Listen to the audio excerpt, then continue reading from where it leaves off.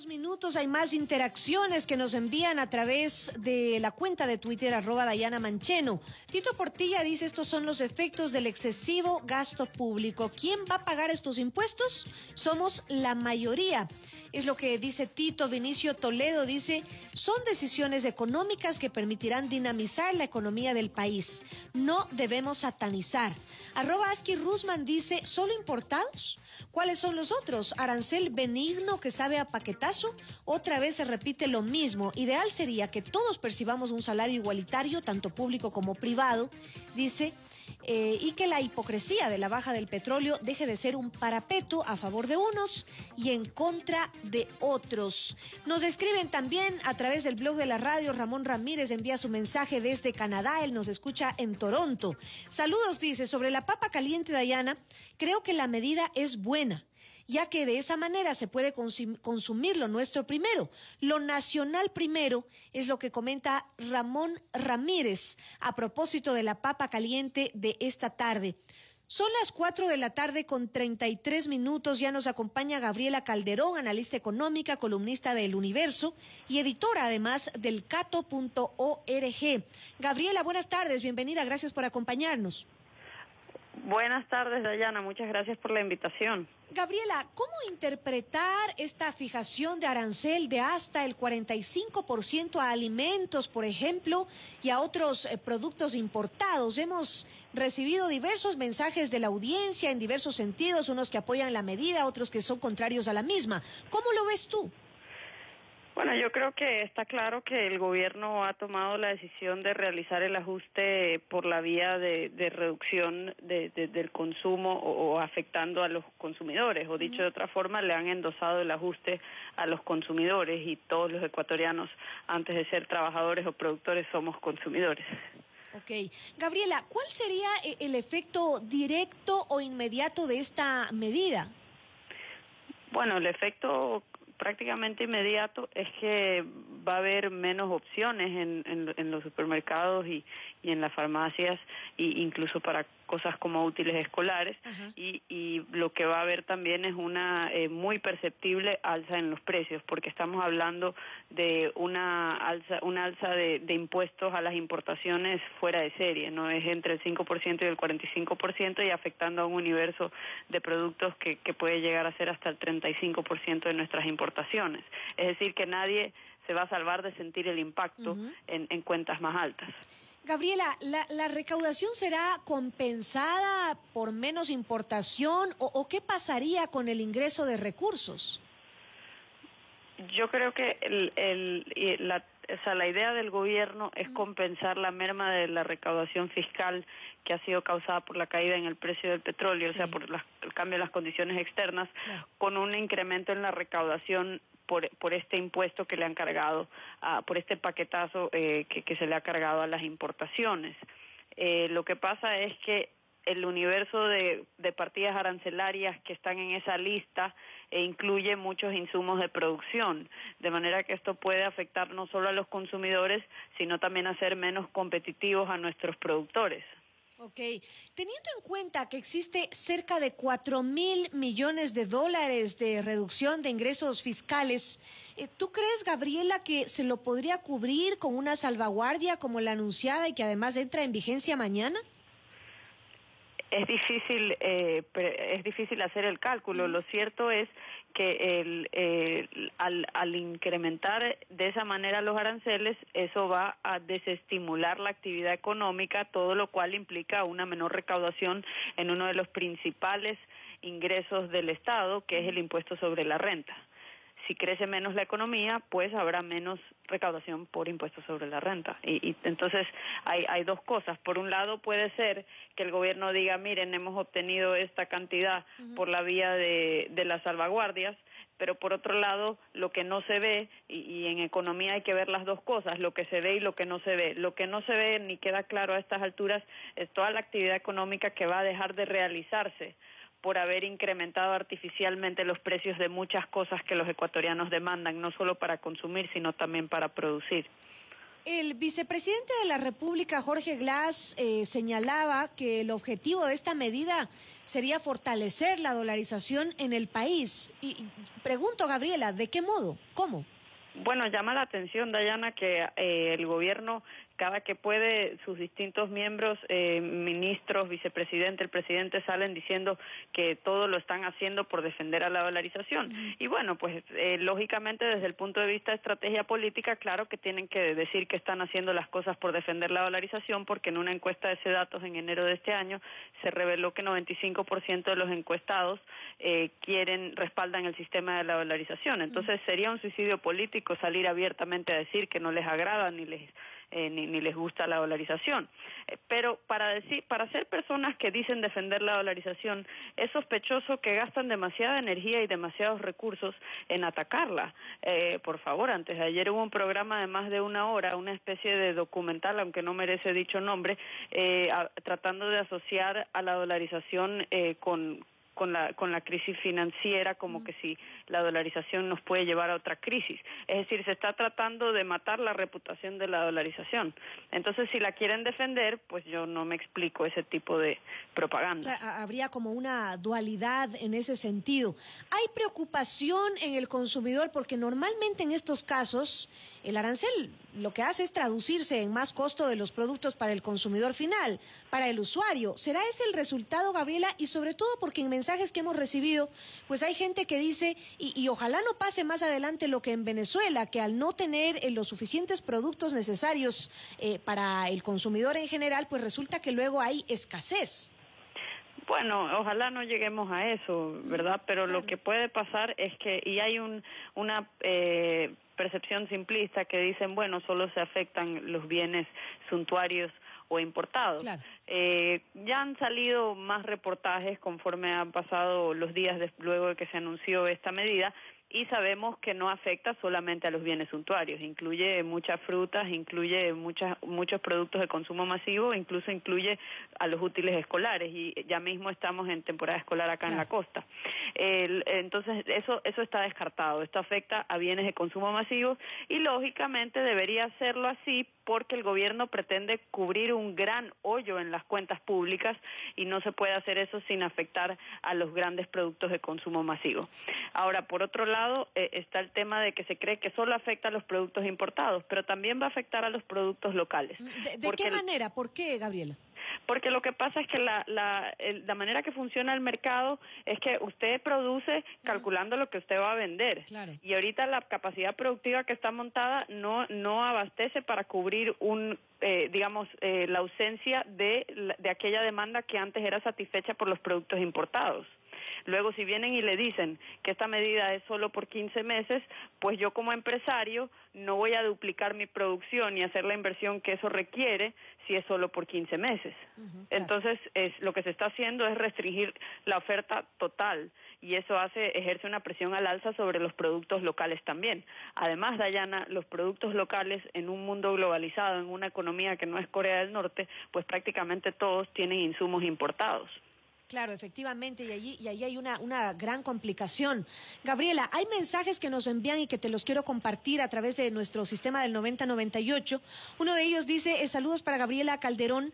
Quisiera, dice, preguntarle si ella cree que tiene alguna relación la medida anunciada que entra en vigencia desde mañana con el anterior encuentro que mantuvo el gobierno con el empresariado. ¿No es contradictorio? Es lo que nos pregunta Raúl Aldaz, que escribe desde Manabí, según nos dice. Bueno, yo no formé parte de esas reuniones y no conozco más allá de lo que probablemente conoce el radioescucha que acaba de hacer la pregunta, porque solo he sido parte de lo que ha salido en los medios de comunicación, que creo que no fue muy explícito ni concreto. Entonces no puedo dar una opinión acerca de eso. Lo cierto es que los grandes beneficiados de estas medidas proteccionistas son las grandes industrias y las empresas grandes ya establecidas. Los que se perjudican son los pequeños y medianos empresarios que podrían o que tenían la oportunidad de establecer negocios de comercio que no requieren de un gran capital establecido para salir adelante. Precisamente tengo un mensaje en ese sentido. Andrea Gómez de la Torre nos escribe desde Quito y ella dice, quisiera preguntarle a Gabriela si es que esto tendrá alguna incidencia directa en los emprendimientos. Hace poco, dice, me puse una pequeña empresa en donde los insumos los importo. Tengo, dice, un capital bastante corto, pero sin embargo me preocupa esta situación, es lo que nos dice. La verdad es que solo puedo compartir la zozobra de la radioescucha que nos acaba de contar esta pequeña anécdota, porque básicamente lo que están haciendo es cortándole las alas a personas jóvenes, o al menos jóvenes en la industria y que recién están entrando en el mercado y que ven oportunidades en los negocios de comercio. Es que muchas veces se olvida cuando hablamos porque el gobierno nos ha llevado a una discusión que casi que se monopoliza alrededor del tema de la balanza comercial, como que si el país solo viviese de exportaciones, y en realidad el comercio es muy importante. Las inversiones y los negocios de importación son una inversión productiva, es algo de lo cual viven muchos ecuatorianos. No todos los ecuatorianos viven de las exportaciones, y es cierto que los exportadores han tenido años de bonanza, pero no se puede esperar que eso sea así para toda la vida. Y puede ser que esta sea la época, dada la apreciación del dólar, para que sean aquellos que están en negocios de importaciones, para que sean ellos los que les toque ahora tener una bonanza. Claro, si es que el gobierno lo permite. Pero si se pone todo tipo de trabas al comercio, no se permite tampoco, Dayana, que haya ese efecto de sustitución. O sea, una de las grandes ventajas de estar dolarizados es que no predomina el efecto de reducción del poder adquisitivo, sino que predomina el efecto de sustitución. Es decir, si el dólar se vuelve más caro, entonces tal vez ahora compraremos más autos denominados en euros, o sea, tal vez más Peugeots o otra marca europea. En cambio, si el dólar se vuelve más barato, entonces tal vez comprábamos otro tipo de, digamos, autos denominados en otra moneda. Entonces, ese efecto de sustituir lo que se vuelve más barato, aquello de lo que podemos comprar con un dólar más caro, no se está dando en nuestra economía por trabas al comercio. Ok. Hay otro mensaje que nos dicen.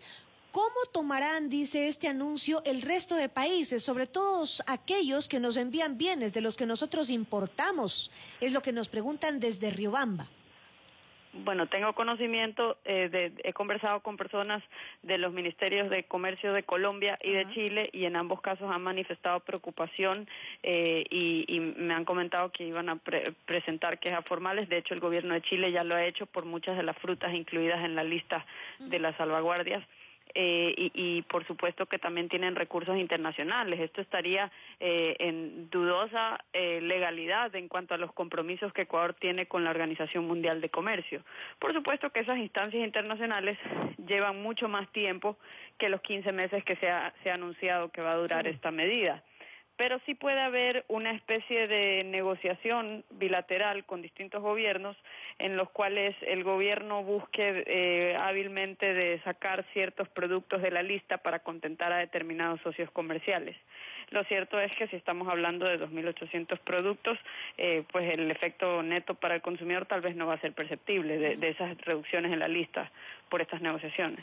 Gabriela, ¿cómo están paliando, cómo están enfrentando quizás esta crisis a nivel mundial países de la región? Hablemos del vecino Colombia, por ejemplo, o hablemos de Perú, en el ámbito del comercio exterior. ¿Qué están haciendo? ¿Cómo lo están enfrentando? Bueno, a mí me llamó la atención, estuve hace poco en Colombia y me llamó la atención que acá se dice que los peruanos y los colombianos se están aprovechando, que ahora son más competitivos porque tienen una moneda más barata, pero a mí me sorprendió que cuando yo fui allá, en cambio ellos se quejaban de tener una moneda que se estaba depreciando. Y se quejaban y las quejas textualmente eran que los insumos importados de su producción se habían vuelto más caros. Y todo lo que ellos querían consumir que tenía componentes importados se había vuelto más caro, porque ese es el efecto de tener una moneda más barata, ya sea porque se aprecia el dólar o porque las autoridades deciden voluntariamente devaluarla, como es lo que pasa en Venezuela o en Argentina o en Rusia. Okay. Gabriela, tengo otra inquietud que nos envían en esta ocasión, un mensaje que viene desde Ambato, y nos dicen, durante este periodo de 15 meses, ¿será posible, dice, obtener una buena cantidad, dice, de dólares que nos pueda sacar de ahí en adelante? Lo que pasa es que cuando en una economía dolarizada no los ajustes se dan de manera automática si es que el Estado lo permite. Entonces, para eso vale la pena ver la experiencia de otros países oficialmente dolarizados en América Latina como Panamá y El Salvador. Panamá y El Salvador han tenido déficits en su cuenta corriente que incluye la balanza comercial todos los años entre 2005 y 2013. Y Ecuador, en cambio, no ha tenido un déficit en la cuenta corriente todos los años, solo algunos años. El más alto fue de menos 2,3% del PIB, pero si nos comparamos con Panamá, llegó a tener un déficit de menos 15% del PIB en el año 2011 y no hubo crisis ni colapso del sistema de pagos. De hecho, la economía panameña creció creció en el 2011 creció un 8% y el promedio de crecimiento de la economía panameña, habiendo registrado déficits mucho mayores que los de Ecuador y todos los años, el promedio de crecimiento entre 2005 y 2013 fue de 8%. Es decir que, por otro lado, también podemos ver El Salvador, donde el promedio de crecimiento ha sido muy mediocre, ha sido de 1,8%. El promedio de crecimiento de Ecuador ha sido de 4%. ¿Qué es lo que le quiero decir? Que tener un déficit en la balanza comercial no nos dice nada acerca del desempeño económico. Usted se puede desempeñar de manera estelar como la economía de Panamá, de manera no tan estelar como la economía ecuatoriana y de manera mediocre como la economía salvadoreña. Lo que sí podemos ver entre los tres casos es que no sufren de devaluación ni de inflación, ni crisis de tipo de cambio, como sí sucede en Rusia, Venezuela, otros países populistas. Ok. Gabriela, ¿cuántas inquietudes tenemos de la audiencia esta tarde para ti? @Arquelino en Twitter dice, ¿qué tal les va a las empresas que migran a otros países? Perú, por ejemplo, por estas medidas, ¿les conviene? Es lo que nos dice y te envían además saludos, Gabriela. Sí, muchas gracias, sí, saludos. Me parece que depende de distintas empresas, pero no es solo por esta medida. Hay un entorno general que afecta a la actividad empresarial y eso tiene que ver no solo con la política comercial, sino también con la incertidumbre acerca de la política tributaria, acerca del cumplimiento de los contratos, con la tramitología, todo este tipo de cosas que se pueden medir y ver hacer comparaciones a nivel internacional, viendo el índice, por ejemplo, del Banco Mundial haciendo negocios, donde países como nuestros vecinos, Perú y Colombia, salen cada vez mejor posicionados que Ecuador. Ok. Gabriela, queremos agradecerte muchísimo por habernos acompañado en el blog de la radio esta tarde charlando sobre esta fijación de arancel de hasta el 45% para alimentos importados, otros productos y también la dolarización. Muchísimas gracias, Gabriela. De nada, muchas gracias a ti por la invitación. Gabriela Calderón es analista económica, columnista de Diario El Universo y editora de elcato.org. Son las 4:49.